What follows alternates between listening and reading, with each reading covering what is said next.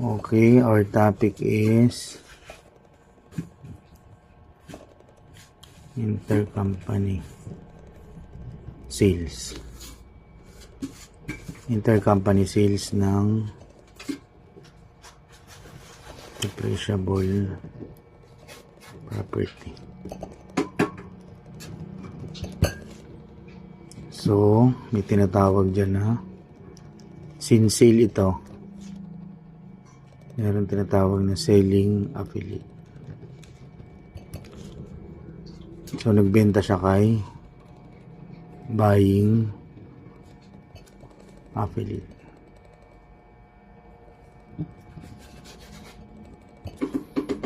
Ito seller, buyer. Since both affiliate yan, pag nagkabentahan, usually binibenta nila yan ng at fair value. Siyempre, at the time of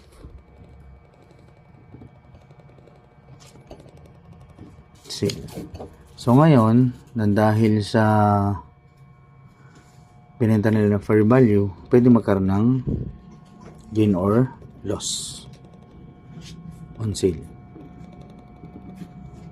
Kaso nga lang, consolidation to. Itong buyer at saka seller treated as one entity lang yun sa consolidation. So, most likely, so sa transaction, may gain or loss na. Tapos, nag-transfer ng depreciable property. Siyempre, meron yung depreciation.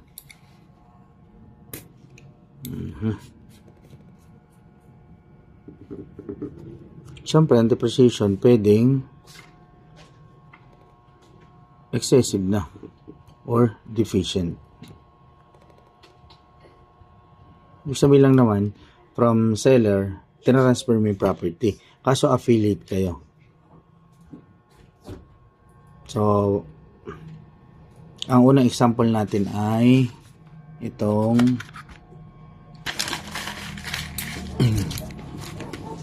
example para mas madali maintindihan. So, example, so ang affiliate natin ay si parent. Parent, nagbenta siya kay subsidiary. So, ang tawag dyan ay downstream. So, pag nag-transact, tapos ang binenta ay depreciable property. Downstream sale. From parent to subsidiary. Pagpataas naman, si subsidiary nagbenta, papuntang parent, upstream sale ang tawag dyan. So, magkaiba yung treatment. Upstream sale. Okay, let's go to our problem. So, let's assume na ang binenta ay so meron tayo, so parent nagbenta kay subsidiary. So, January 1, 2024. Sold equipment. So, from parent to subsidiary, downstream.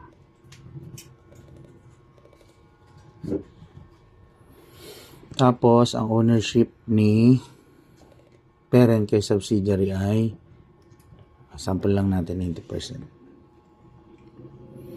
So, syempre, pag magsasold na equipment, syempre, si parent ang nagbenta, syempre, meron siyang record niyan. So, yung assumption natin, syempre, sa books ni parent, bago niya ibenta, syempre meron niyang detail. So, for example, ang cost natin ay 675,000. Tapos ang accumulated depreciation ng equipment,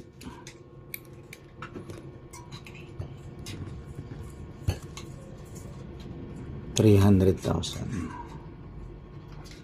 So, syempre, ang book value niyan. So, ito sa balance sheet. So, book value na 375,000. Tapos, ang assumption ay nung January 1, 2024, itong equipment na to ay no residual value. Tapos, ang remaining life ay 3 years. And then, syempre, ang depreciation method ay straight line. So, madali lang. Ngayon, dahil bentahan to from parent to subsidiary, syempre, ang price, binenta ni parent. So, parent sold the equipment. Syempre, ang amount ay 450,000. So, ang tawag dyan ay intercompany sale. Okay? Okay, next.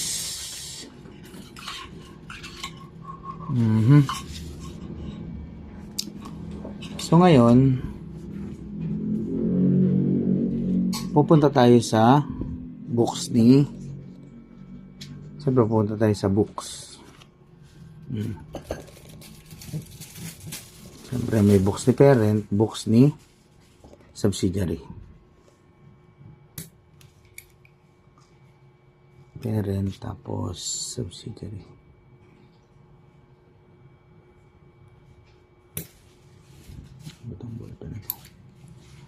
Okay.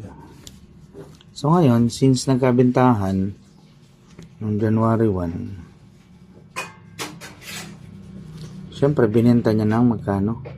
Syempre naka-receive siya ng cash from the subsidiary amounting to 450. Tapos syempre nagbayad naman si subsidiary ng cash 450. So ngayon, naka-receive. Anong binayaran ni subsidiary? Syempre, bumili siya ng equipment. 450.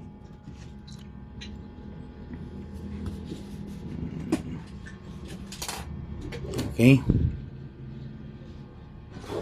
So,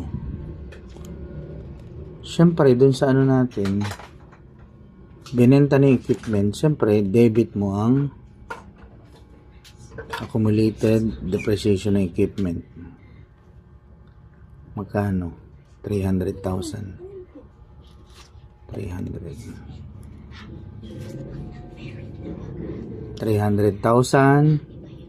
And then, syempre, pag nagbenta, pwede yung magkaroon ng loss on sale. Tapos, ang credit natin ay, syempre din, ang binenta natin ay equipment. Kano natin ang cost na equipment ay 675.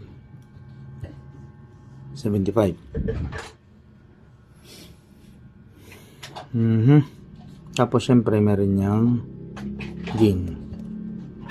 Hindi pa natin alam kung may gain or loss. So, yun yung nangyari noong January 1, 2024. So, pag compute ng gain or loss, syempre, book value versus selling price. Ang book value niya ay 675 minus 300. So, compare mo dun sa 450. Anong sagot? So, meron positive na 75. So, merong gain na 75. So, ayan na. ang entry natin. And then next, since this is intercompany sale,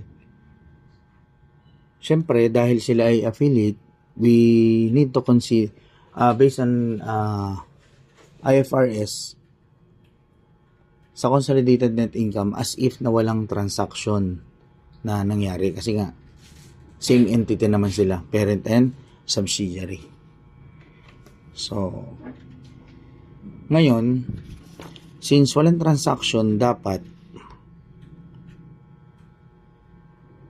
magpe-prepare tayo ng working paper eliminating entries.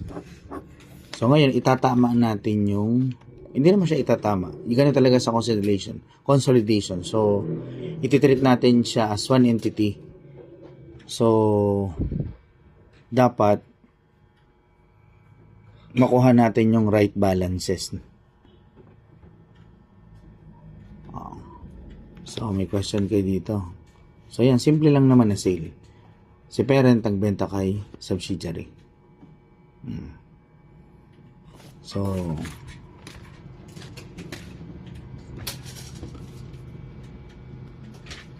gagawa tayo ng working paper eliminating entries para sa consolidated entity. Kasi as you can see, naka-record yung equipment natin kay parent na 675. Tapos binenta niya kay subsidiary 450. Pero dapat naman talaga as if na wala siyang bentahan, tapos as if na wala siyang gain or loss. Kasi nga one entity lang sila. So punta tayo sa ledger. So dito tayo mag-analyze. So gagamitin natin yung T account. So syempre January 1 2024, syempre automatic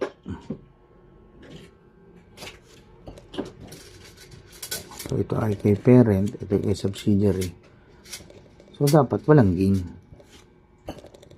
on sale kasi nga one entity lang sila para sa consolidated to. So gain on sale, syempre kay subsidiary wala namang gain on sale, siya meron siyang gain on sale na magkano? 75. So ilalagay muna natin yung mga naka-record dun sa books nila. Tapos saka tayo magpe-prepare ng working paper eliminating entries. And then syempre si parent meron siyang cash. Subsidiary meron din siyang cash. So as if ang beginning balance ng cash ay 0. Okay, kunyari lang 0. Ngayon, based on the transaction, binenta yung equipment, naka-receive ng pera nung January 1, 24. Nung January 1, 24, naka-receive si parent ng 450, tapos siyempre nagbayad si subsidiary ng 450. Ano pa ba yung account doon? So ang binenta ay equipment.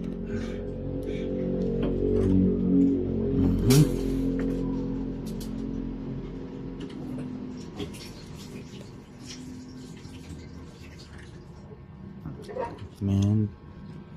Tapos syempre pag may equipment, merong accumulated depreciation ng equipment. Syempre may accumulated depreciation ng equipment. Tapos since may accumulated depreciation, syempre meron tong depreciation.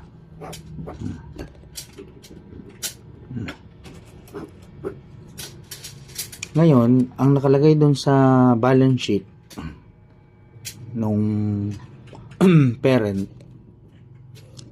siyempre naka-record yung equipment ay before the sale, siyempre meron siyang 675.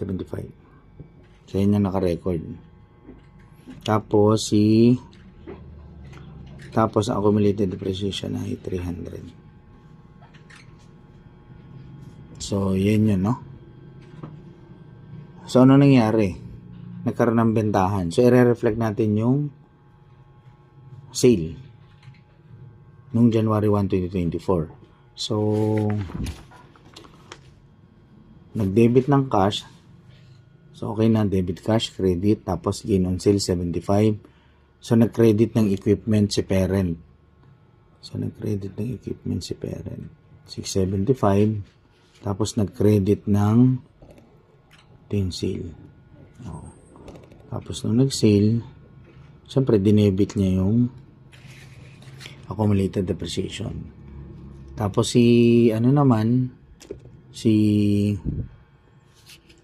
syempre, depreciation, wala na to. Kasi wala na siyang i-depreciate. Kasi binenta niya na kay subsidiary. So, ngayon, bumili siya ng equipment for 50. Debit. Ngayon, so, pagdating ng December 31, 24. So, magpe-prepare tayo ng magagawa tayo ng consolidation. So, dapat iti-treat lang natin to as one entity. Ito. So, dahil one entity lang sila, as if na hindi nagkaroon ng sale. So, ngayon, dahil hindi nagkaroon ng sale, ano ba yung binenta natin? Equipment, no? Equipment. So, since hindi nagkaroon ng sale, kailangan yung balance natin sa consolidated balance sheet at income statement dapat parehas. So, dapat walang gain on sale. So, ito yung una. So, dapat wala ito. So, dahil walang gain on sale, dapat ito 0. So, dapat walang gain on sale. So, dapat mag-i-entry ka ng ito. Debit gain on sale ng 75. So, yan. So, debit ka ng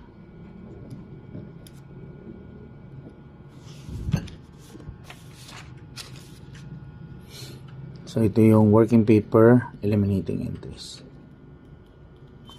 So, debit ka ng gain on sale. Gain on sale ng equipment. 75. Okay. Next. Ang cash niya ay may debit dito na po. Debit, credit, so 0. So, tama. Wala naman talagang as if walang transaction. So, pag dinebit credit mo, 0. So, tama pa rin yung lalabas na balance ng cash. Ngayon, equipment. Ngayon, itong equipment na to, dito kay parent, wala na to. 0 na to eh. Ngayon, pag pinag-combine, so 0 plus 450. Ito yun. Pag pinag-combine. So, ang lalabas ay 450. Kasi yun ang nakarecord sa subsidiary. So, mali. Kasi ang cost naman talaga niyan ay dapat ang nakalagay dyan dapat, as if na hindi nangyari yung sale, dapat ang balance niyan ay 675. Kasi naman talagang original, 67. Dapat ito. So, magkakaroon tayo ng adjustment sa equipment na 225. Yan yung difference. Binawas ko lang. So, dapat meron tayong debit na equipment.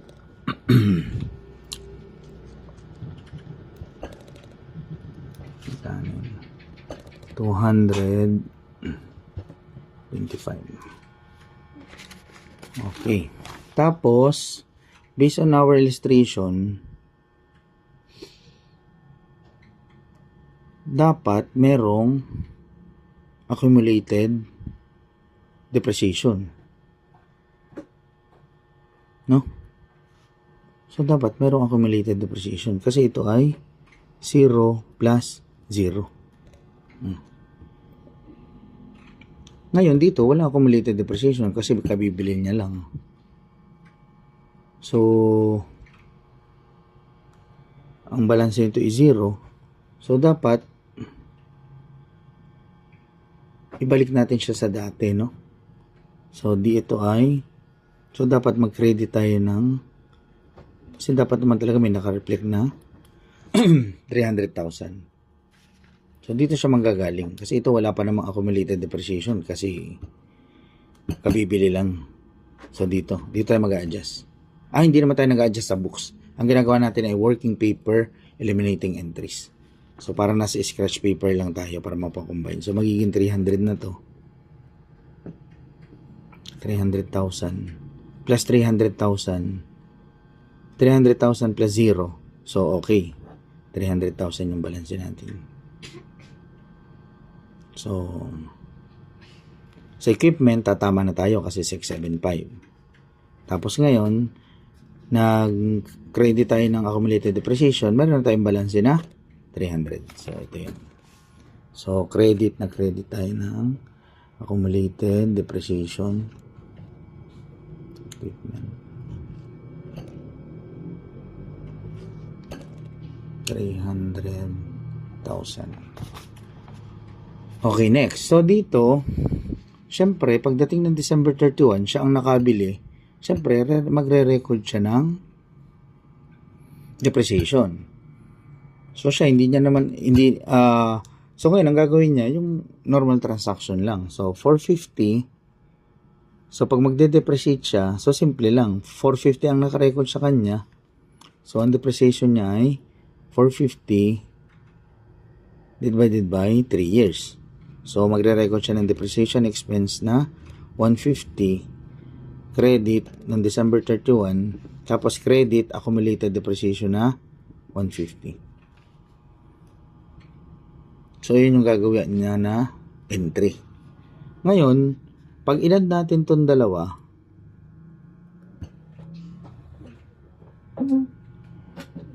so ngayon, pag inad natin itong dalawa, so hindi na to 0, 150.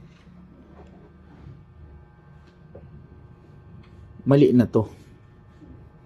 Bakit? Kasi, ang depreciation dapat natin na totoo ay, magkano ba dapat?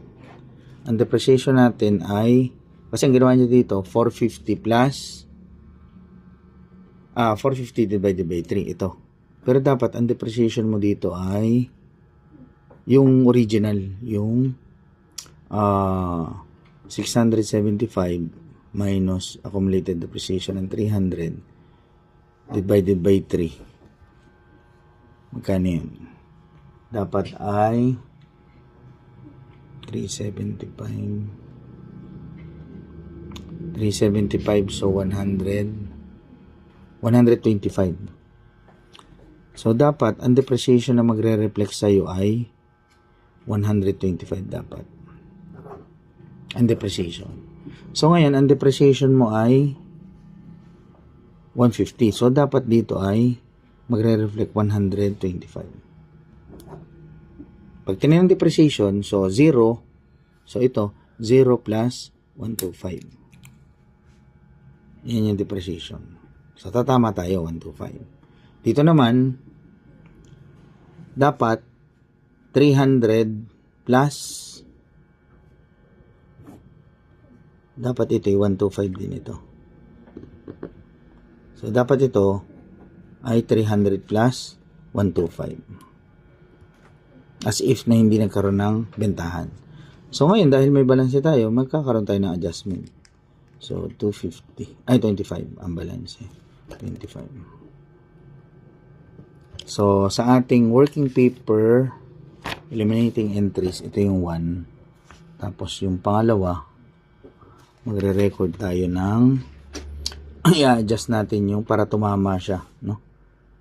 So, mag-a-adjust tayo ng yung accumulated depreciation. Ay.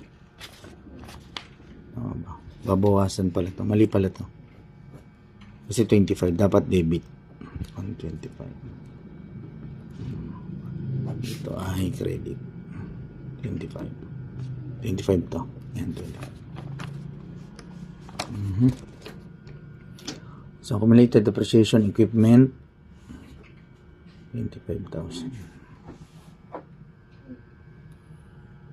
Tapos, depreciation expense, 25,000. So, yun yung working paper, eliminating entries. So, usually, ang tinatanong dyan sa problem is, magkano ba yung consolidated balances? So, ang tinatanong naman talaga dito ay consolidated balances. Kasi pag nag-report yan, consolidated na dapat magkasama. So, ang tatanungin dyan, so, sa income statement, ano ba yung mga naka-affect sa income statement? Siyempre, yung dalawa, yung gain on sale. Sale ng equipment. Siyempre, gain on sale ng equipment, pag tinanong yung consolidated. Ito na pala. Pag tinanong yung consolidated balances, syempre, ang gain of sale of equipment ay 0. Kasi wala naman talagang bentahan yung consolidated balances. Ano pa yung income statement? Depreciation expense.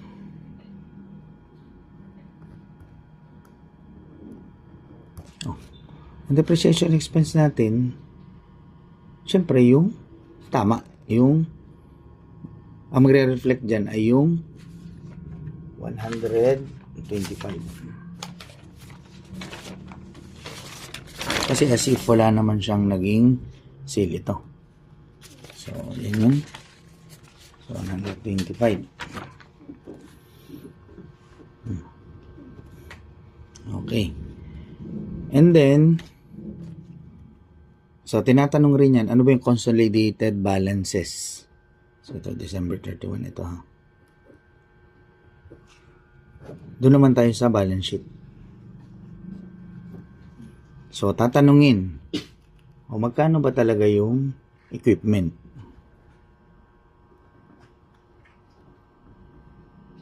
Siyempre, kahit kinumpute natin, dapat hindi siya nabago. So, ano pa rin siya? 675. Pero kinumpit natin yan. Ito yan. Itong 450 plus 225, 675. So, through working paper eliminating entries. So, 6775 yan. Nagkaroon adjustment. Okay. And then, ano pa? So, accumulated depreciation ng equipment. Siyempre, yung tama. Yung dati, binalik na, nag-zero na yung 300, binalik natin. So, dapat may 300 siya, as if na walang nangyari. Tapos ngayon, na-record niya, dapat ang na-record niya depreciation ay tama. So, 125. So, ang ating accumulated depreciation ay 425. So, pag tinanong ang consolidated balances, so, ang sagot natin dyan ay 425. Okay. So, always remember, itong topic natin ay, ano siya, downstream sale of depreciable